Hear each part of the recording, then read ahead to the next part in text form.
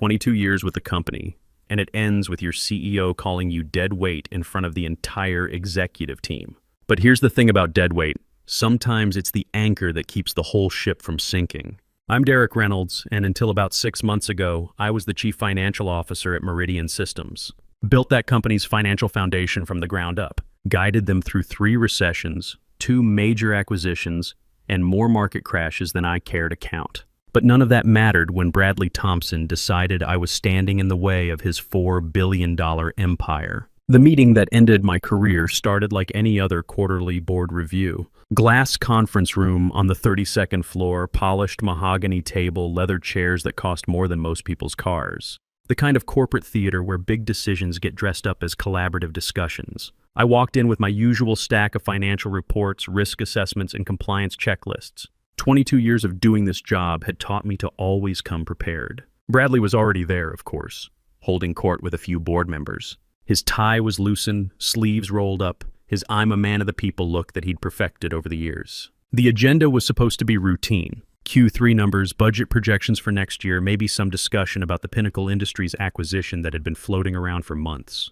Standard corporate business. What I got was an ambush. Before we dive into the quarterly reports, Bradley announced once everyone was seated, "I think we need to address the elephant in the room." His eyes found mine across that polished table. Derek's become a bottleneck. His old-school approach to risk management is killing our growth potential. You know that feeling when the temperature in a room drops 10 degrees in 2 seconds? That's what happened.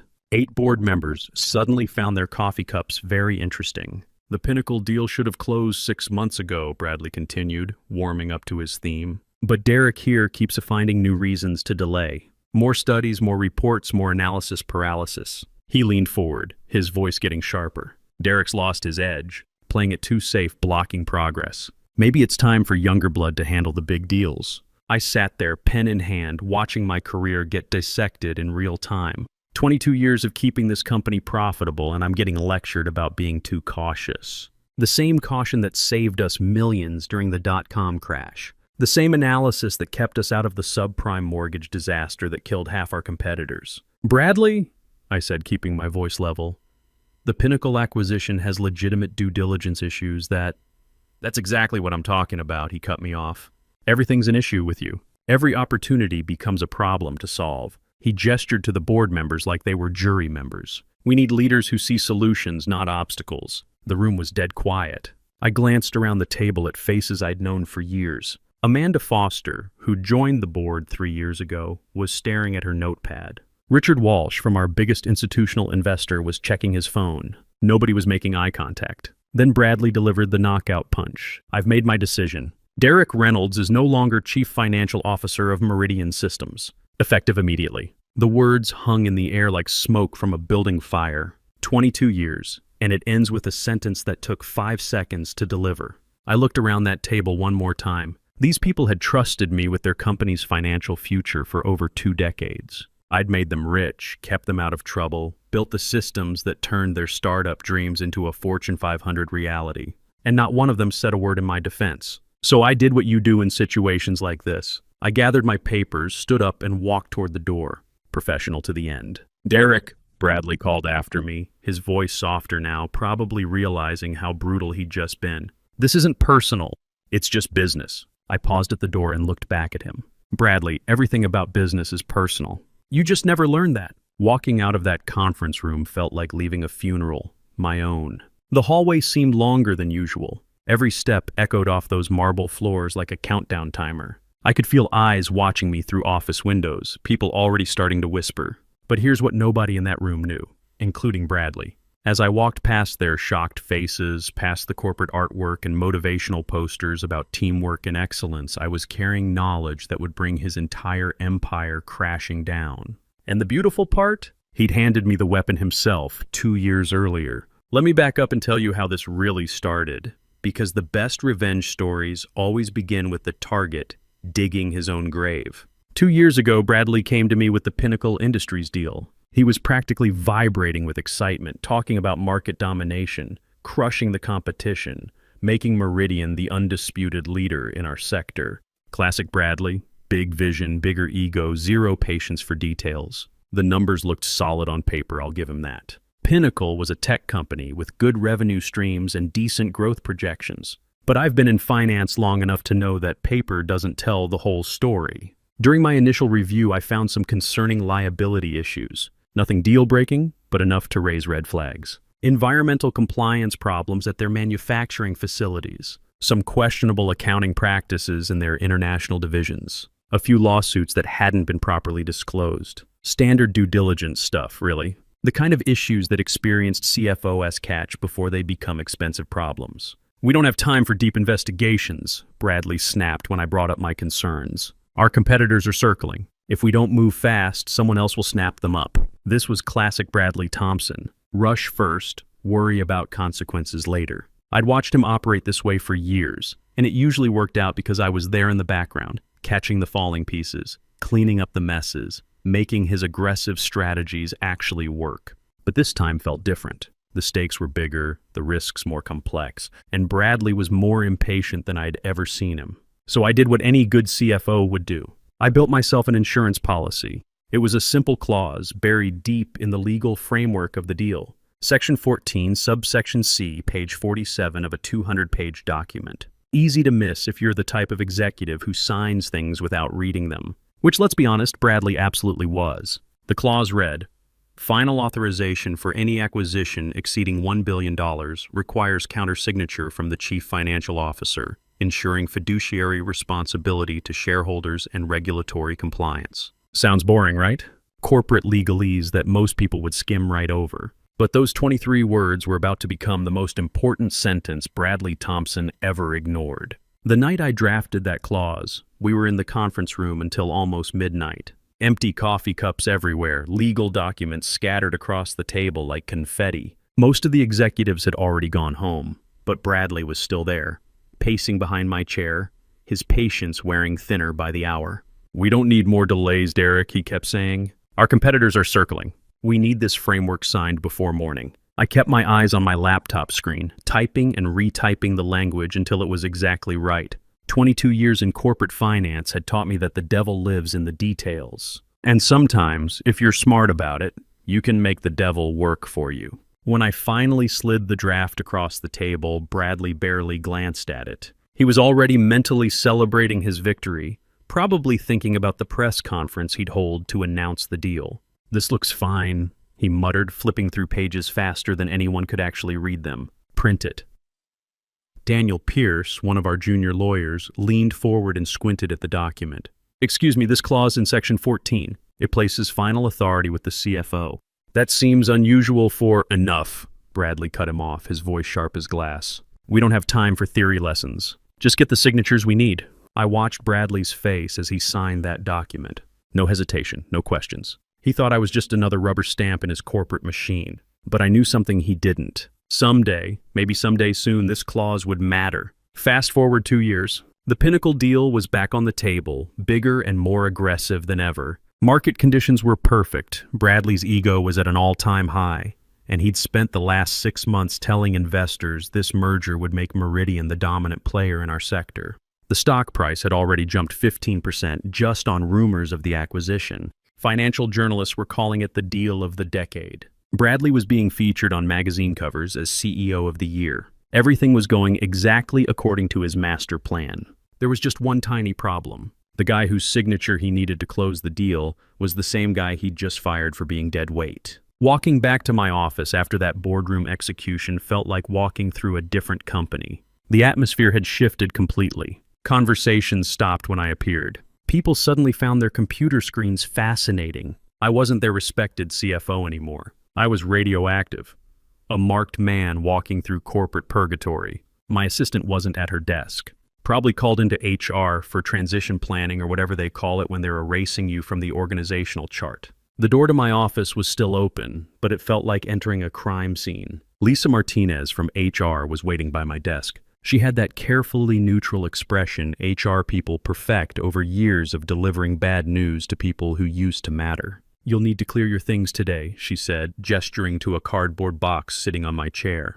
"I'll supervise the packing process." Supervise. Like I might steal the staplers or download secret files. 22 years of building this company's financial systems, and now I needed supervision to pack my family photos. I nodded and started gathering my professional life into that box. My MBA diploma from Wharton, a photo from the company's IPO celebration 15 years ago, my CPA certification, a coffee mug from a risk management conference that nobody remembers. As I cleaned out my desk drawers, my fingers hit something thick wedged against the back panel. I pulled it out, a glossy binder with merger agreement draft, Meridian Pinnacle acquisition printed across the cover. My heart started beating faster. I flipped through the familiar sections until I found page 47, section 14, subsection C, and there it was, the line that would change everything.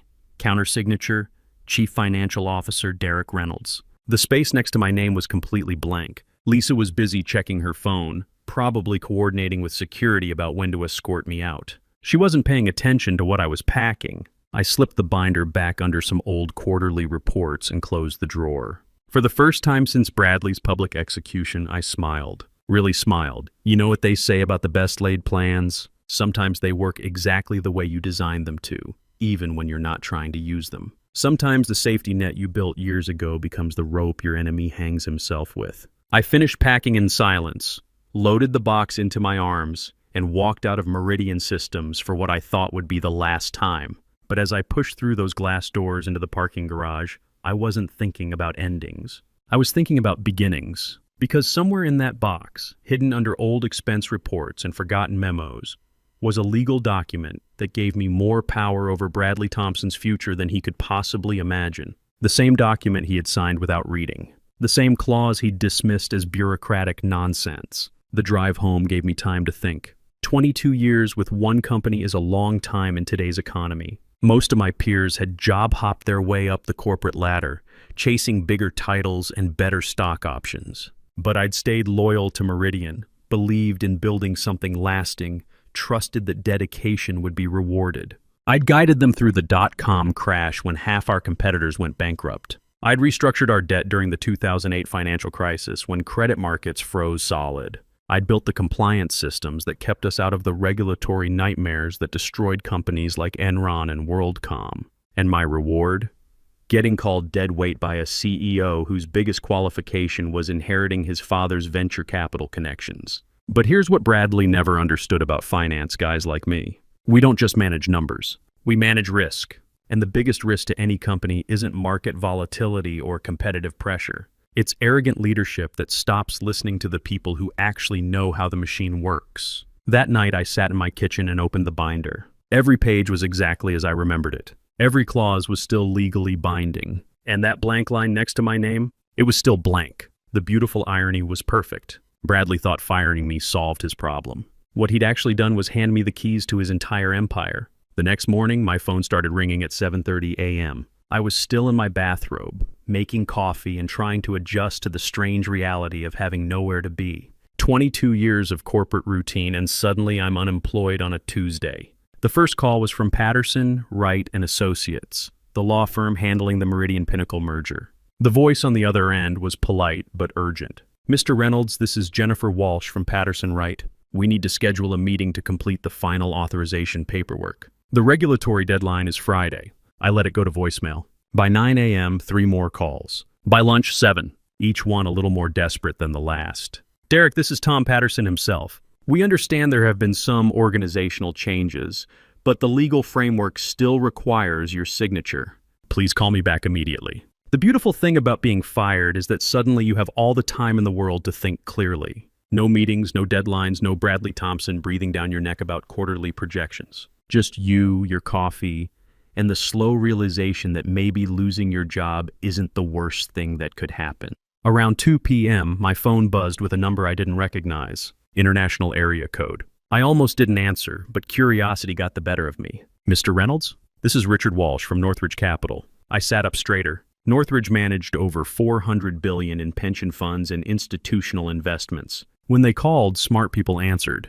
"Mr. Walsh, what can I do for you?" "I'll be direct, Derek. Our analysts have been reviewing the Pinnacle acquisition structure. We understand you hold the required countersignature for final approval." "That's correct. Given recent developments at Meridian, we wanted to understand your current position on this transaction." I leaned back in my kitchen chair, looking out at the city's skyline. Somewhere in one of those glass towers, Bradley was probably pacing his office, demanding updates from lawyers who had no updates to give. "What's your analysis of the deal, Mr. Walsh?"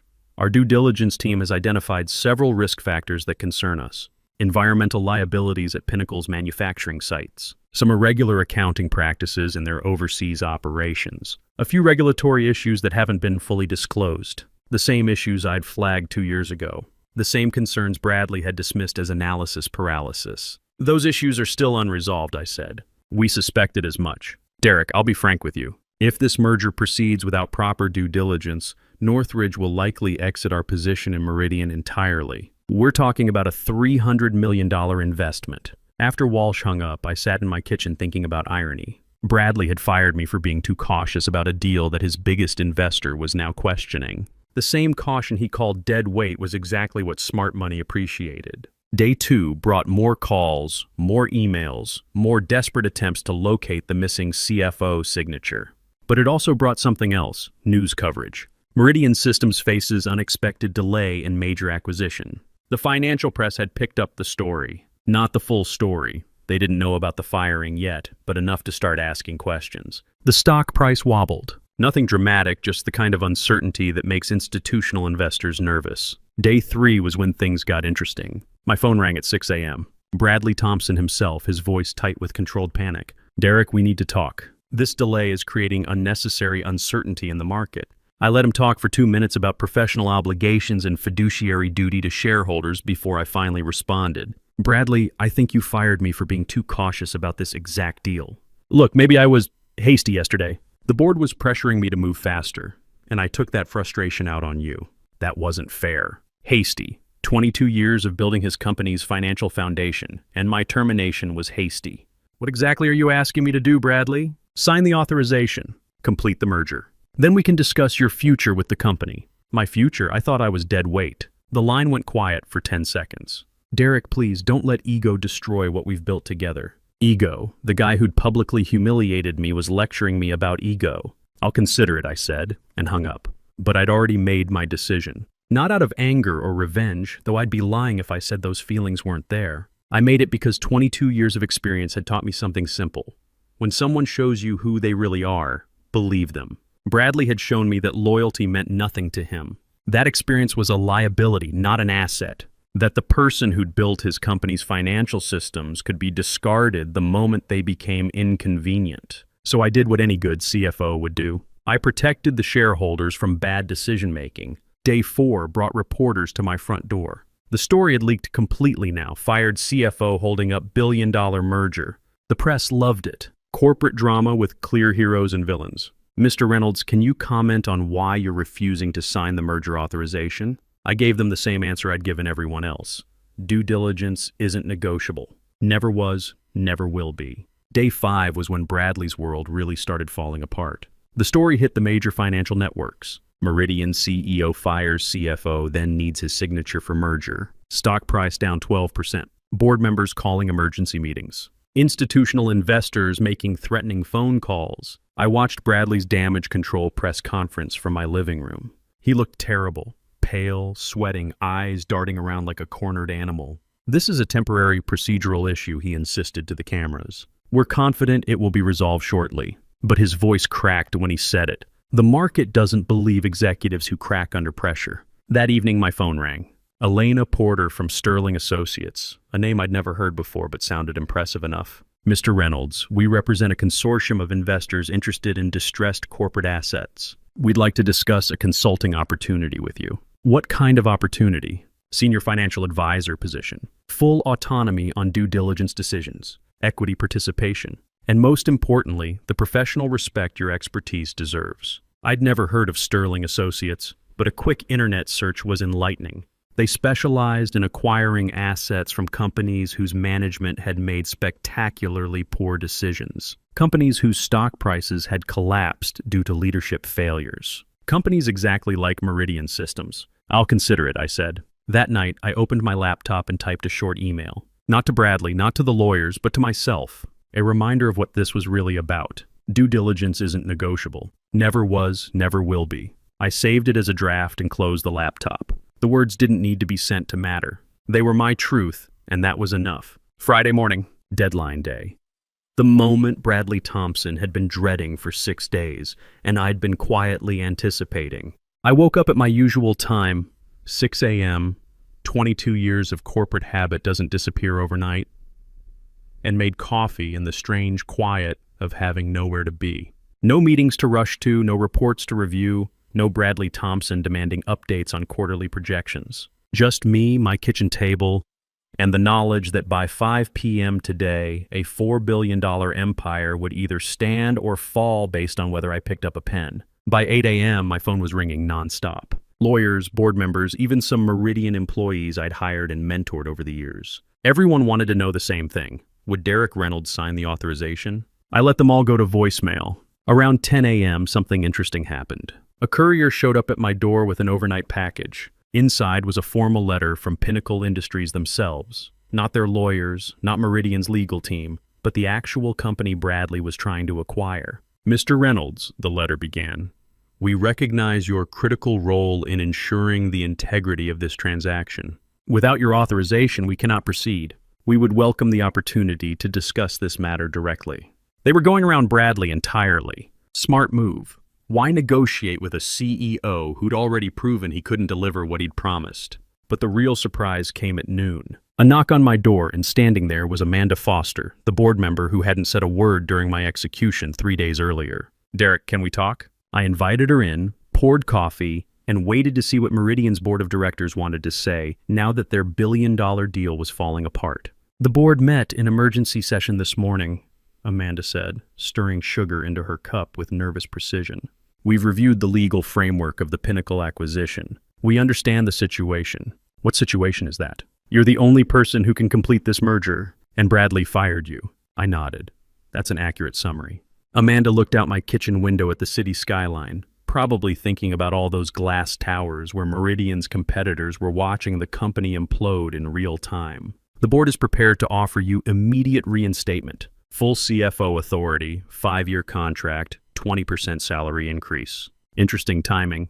Derek, we made a mistake. Bradley made a mistake. But don't let that destroy $4 billion in shareholder value. I leaned back in my chair, studying this woman who'd sat silent while I got professionally executed, but was now in my kitchen begging me to save her investment. Amanda, let me ask you something. If I sign this authorization today, what happens to me next week when Bradley decides I'm still too cautious about his next big idea? She didn't have an answer for that, because we both knew exactly what would happen. 6 months from now, maybe a year, Bradley would find another reason to call me dead weight, and I'd be right back where I started. The board would protect you, she said, but even she didn't sound convinced.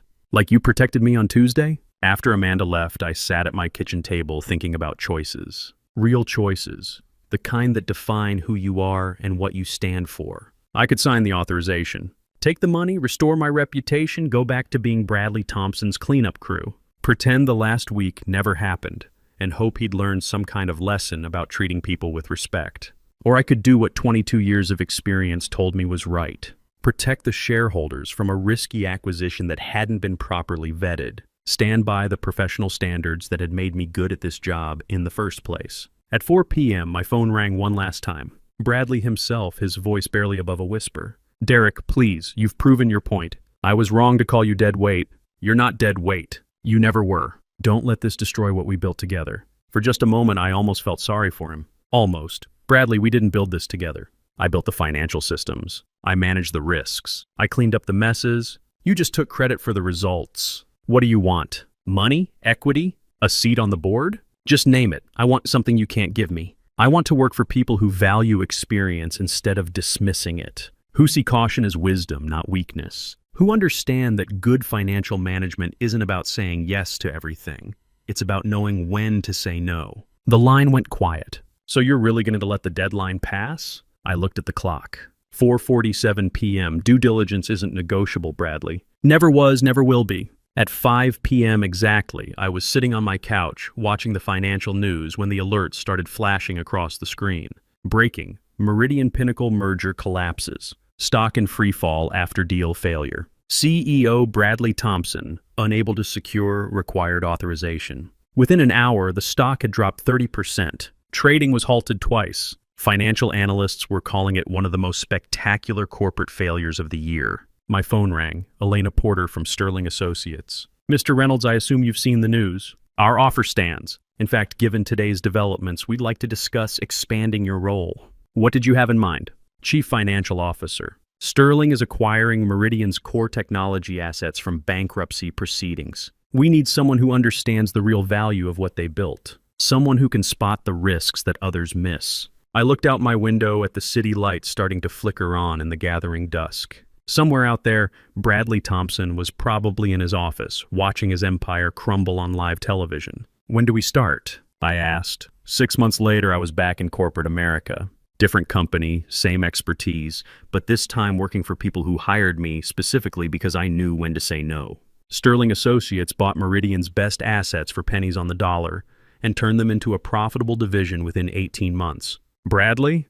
Last I heard, he was working for a mid-level consulting firm, trying to rebuild a reputation that would never fully recover. The business world has a long memory, especially for leaders who spectacularly implode on live television. The funny thing is, none of this was really about revenge. It was about something simpler: professional integrity. After 22 years of making other people's aggressive strategies actually work, I finally said no to one that didn't make sense. Sometimes that's all it takes. One person refusing to go along, standing up and saying, "This doesn't pass the smell test and I won't put my name on it." The clause I'd written 2 years earlier wasn't about power or control. It was about fiduciary responsibility, doing right by shareholders, employees, and everyone whose financial future depended on making smart decisions instead of fast ones. Due diligence isn't negotiable.